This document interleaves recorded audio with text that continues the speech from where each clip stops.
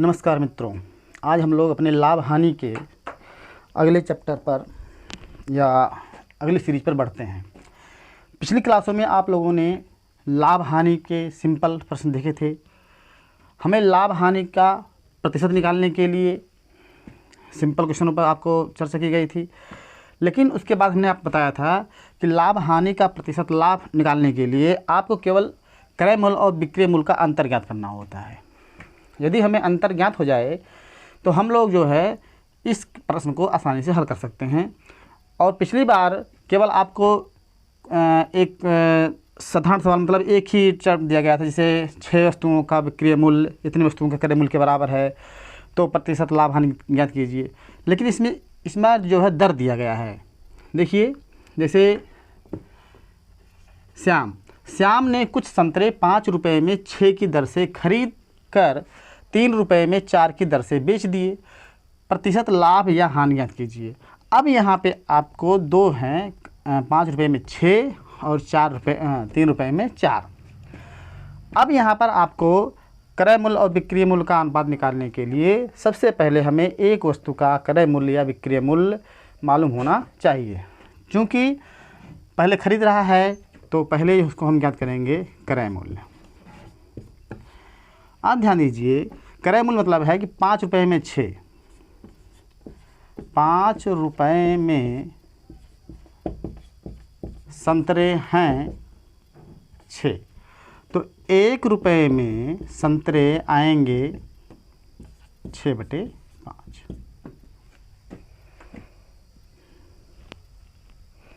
क्योंकि हमें यहाँ संतरे का मूल्य निकालना है, इसलिए हम संतरे को पहले रखेंगे।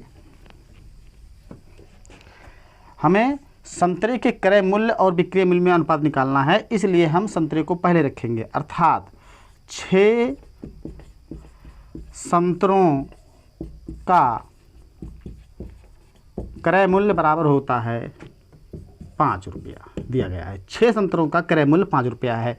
अब यहाँ पे हम जो गलती कर रहे थे वही गलती आप भी कर सकते हैं। ध्यान दीजिएगा कि हमें जो है वस्तु के क्रय मूल्य और बिक्री मूल्य का अनुपात निकालना है, ना कि रुपए के। तो इसलिए हम वस्तु को पहले रखेंगे। तो 6 संतरों का क्रय मूल्य 5 रुपये है, तो एक संतरे का क्रय मूल्य, एक संतरे का क्रय मूल्य होगा 5/6। जब एक का निकालना होता है तो भाग जाता है। ये आ गया आपका क्रय मूल्य। अब इसी तरह हम निकालेंगे विक्रय मूल्य। चूंकि 3 रुपये में 4 संतरे बिक रहे हैं, मतलब 4 संतरों का विक्रय मूल्य 3 रुपया है। 4 संतरों का विक्रय मूल्य 3 रुपया है। अब फिर से निकालेंगे, एक संतरे का विक्रय मूल्य क्या होगा। एक संतरे का विक्रय मूल्य होगा 3/4। इसके नीचे आ गया। अब आप देख रहे हैं कि क्रय मूल्य 5/6 है, विक्रय मूल्य 3/4 है। हम लोग इस दोनों का अनुपात निकालेंगे।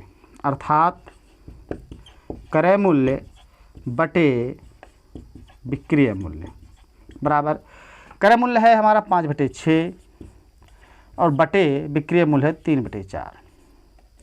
अब हम सभी लोग जानते हैं कि भिन्न का भिन्न अगर बटे होता है तो नीचे वाली भिन्न जो पलट जाती है और गुणा का चिन्ह लग जाता है। 5/6 गुणे हो जाएगा 4/3। ध्यान दीजिएगा, ये नीचे वाली भिन्न हमेशा पलट जाती है भिन्न के भाग में। तो यहाँ पर देखिए, 2 दूनी 4, 2 तिहाई 6, आपका आ गया 5 दूनी 10 और 3 त्रिका 9। 5 दूनी 10, 3 त्रिका 9। हम लोग देख रहे हैं कि विक्रय मूल्य, क्रय मूल्य ऊपर है, विक्रय मूल्य नीचे है, और दोनों का अनुपात 10:9 है। अब हम लोग पिछले सवाल की तरह से जो हम लोग पिछली क्लास में पढ़े हैं, हम क्रय मूल्य और विक्रय मूल्य का अंतर ज्ञात करेंगे। यहाँ पर देखिए साइड में, क्रय मूल्य और विक्रय मूल्य का अंतर कितना होगा।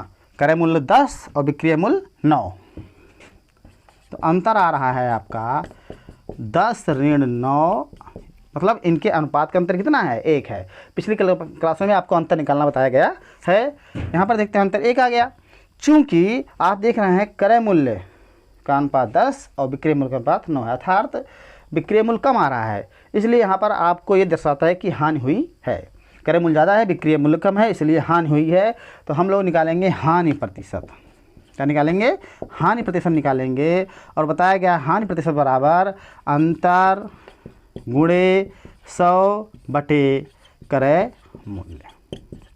अंतर आपका 1 आया है गुणे 100 और क्रय मूल्य का अनुपात क्या है? 10 है।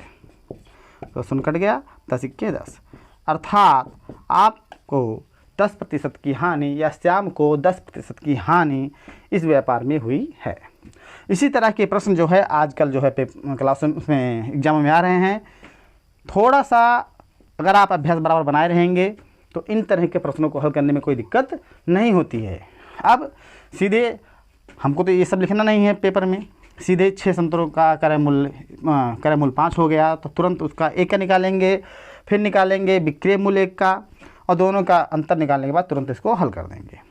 मतलब आपको एग्ज़ाम हॉल में अभ्यास करके जाएंगे, जितना अभ्यास रहेगा उतनी तेज़ी से आप प्रश्नों को हल करेंगे। गणित में जो है अभ्यास ही मुख्य होता है, जितना आप अभ्यास करेंगे उतना ही आपका समय बचेगा और समय बचेगा तो आप अधिक से अधिक प्रश्नों को आसानी से हल कर सकते हैं। इसीलिए गणित में अभ्यास ज़रूरी है। आप जो है एक गणित का अनसॉल्व्ड या प्रैक्टिस बुक लेकर इस तरह के प्रश्नों को आप बार बार अभ्यास कीजिए। 8 प्रश्न 10 प्रश्न जो भी हो, जब आप अभ्यास कर लेंगे तो आपका प्रश्न गलत नहीं होगा। और लगाने की सबसे आसान विधि यही है। और भी हमारे तमाम विधियाँ हैं, लेकिन ये जो है दिमाग में कॉन्सेप्ट विधि है, एकदम पूरा बैठ जाता है ये। मतलब हमें केवल विक्रय मूल्य क्रय मूल्य का अनुपात निकालना है, इसको ध्यान रखना है। क्रय मूल्य और विक्रय मूल्य का अनुपात, क्रय मूल्य विक्रय मूल्य का जैसे ही अनुपात हमें मालूम होगा, तुरंत मालूम होगा, हम तुरंत उसका अंतर निकालेंगे और तुरंत ही प्रतिशत लाभ या हानि याद कर लेंगे। अतः आप लोग, आशा है कि इसको समझ गए होंगे। और यदि ना समझ में आया हो तो कमेंट बॉक्स में कमेंट अवश्य करें, क्या कमी है हम उसको जो है अगले क्लास में बताएंगे। अब हम लोग आते हैं अपने अगले प्रश्न पर। साथियों, हमारा अगला प्रश्न है, जब किसी वस्तु को 2 बार बेचा जाए, 2 बार बेचा जाए मतलब हानि पर, लाभ पर, या किसी दूसरे या तीसरे को बेचा जाए, तो हम लोग जो लगाते हैं हमेशा उसको यक्स मानते हैं। लेकिन आप हमेशा किसी भी अनजान राशि को 100 मानिए, प्रतिशत में विशेषकर, क्योंकि प्रतिशत में 100 से प्रश्नों को हल करना आसान होता है। अब इसी प्रश्न को आप देखते हैं कि एक किसी वस्तु को 5100 में बेचने पर तो बेचता है तो उसे 15% की हानि होती है। यदि वह वस्तु को कितने में बेचे कि उसे 10% का लाभ हो। अब हानि होती है या लाभ होता बेचना है तो सबसे पहले हमें इसका क्रय मूल्य मालूम होना चाहिए। यहाँ पर ये आपको दे रहा है केवल विक्रय मूल्य, विक्रय मूल्य दे रहा है।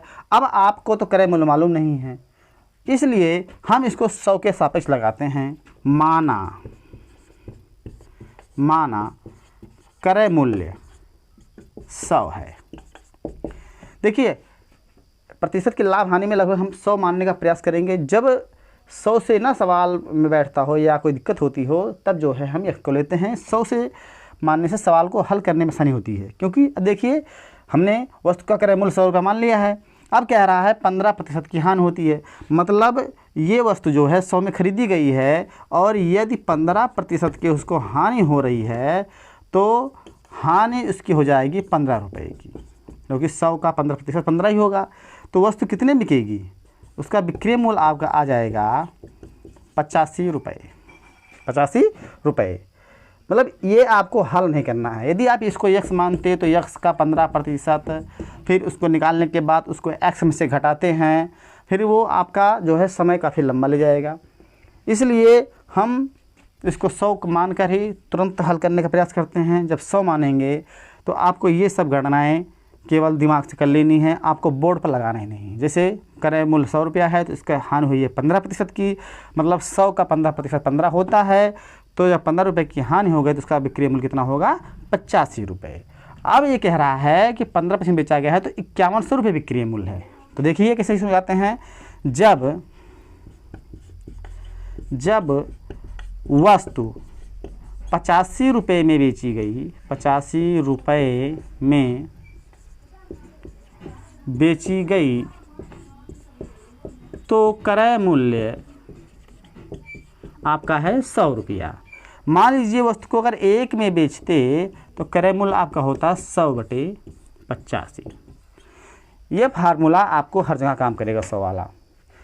एक ही बेची गई है, और जब वस्तु 5100 में बेची गई है, जब वस्तु कितनी बेची गई है, 5100 में बेची गई है, तब क्रय मूल्य क्या होगा? तो 100/85 गुणे 5100 करेंगे यहाँ पर।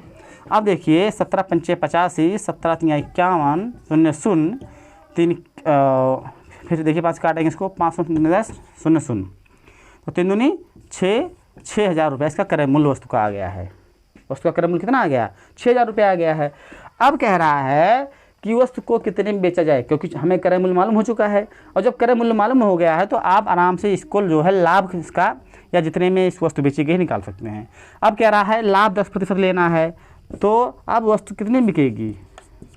10% लाभ पर वस्तु कितने बिकेगी? 6,000 तो उसका क्रय मूल्य है ही। अगर हम 6,000 का 10% निकालेंगे तो 600 होगा। 6,000 का 10% निकालेंगे तो 600 होगा। इस तरह से आपको बताया गया है पहले भी क्लासों में, किसी का प्रतिशत निकालने के लिए 6,000 का 10% 600 होगा। तो 10% लाभ पर वस्तु को बेचा जाएगा, तो 6,000 तो उसका मूलधन है ही, और 600 लाभ बेचेंगे तो हो जाएगा 6,600 रुपये में ये वस्तु बेची जाएगी।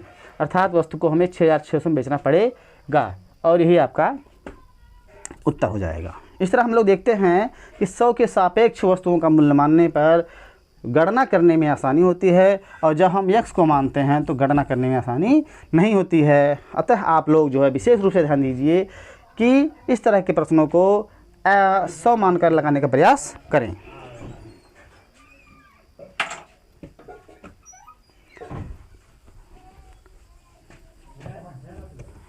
अब इसी प्रश्न को एक छोटे से फार्मूले से बताते हैं आपको, जिससे क्लास में जल्दी हो जाए थोड़ा सा।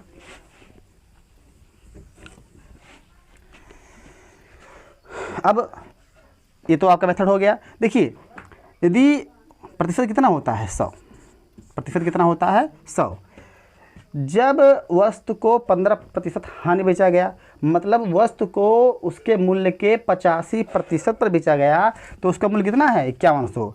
मतलब 85% पर बेचने पर वस्तु कितनी बिकी है? 5100 में बिकी है। कितने बिकी है? 5100 में बिकी है। अगर हम इसको 1% पर बेचें तो कितने बिकेगी? 5100/85। फिर क्या आ रहा है? वस्तु को बेचने के लिए 10% लाभ पर, मतलब जो आपका प्रतिशत है इससे 10% लाभ, तो इसका 10% क्या होगा? 110 होगा। ठीक, अरे 100 का 10% बराबर 10 होगा, 10 को 100 में जोड़ेंगे तो 110 आ जाएगा। मतलब अगर हम 10% बेचेंगे तो प्रतिशत क्या हो जाएगा? 110%। 110% करेंगे तो 5100 गुणे 85, और इसी को गुणा कर लेंगे 110 से।